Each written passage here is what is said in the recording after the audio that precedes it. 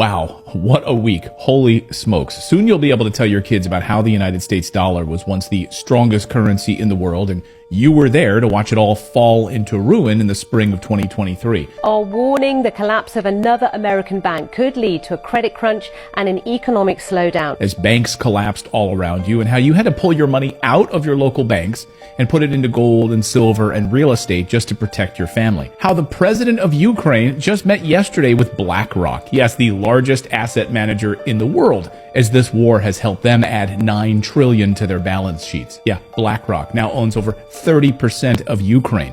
You don't think this was all planned? What a clown world we are living in. This weekend, gold hit a brand new record high as people freak out about government currencies, which are, of course, tanking. And this week, we entered the most dangerous period yet, with economists saying this could be worse than the Great Depression or the financial crisis of 2008. Inflation is going to get worse, and so is the current financial crisis. And nobody wants to admit we're in a financial crisis. It is worse than the one we had in 2008. It's just getting started. Friday was a bloodbath for the US dollar, and we're going to get into all of the latest important news that you need to know about just in a minute here. But first, you'll also be able to tell your kids that you were there when they took away the paper dollar and coins in favor of a U.S. digital currency. And you'd be correct, because 50 days from now, the United States dollar changes forever. That's right, in July. And just 3 weeks ago, the U.S. Federal Reserve started the process, the rollout of this new central bank digital U.S. dollar. The full rollout happens in July. So guess what? On July 4th, on Independence Day, we can celebrate losing our freedom.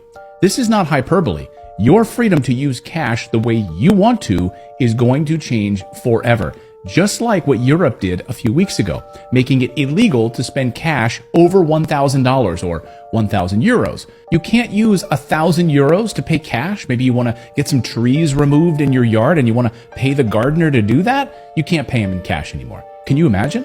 Think that's fake news? Here's the head of the European Central Bank, Christine Lagarde, explaining it. No, the problem is they don't want to be controlled. They don't want to... Yeah, but you know what? Now we have in Europe this threshold.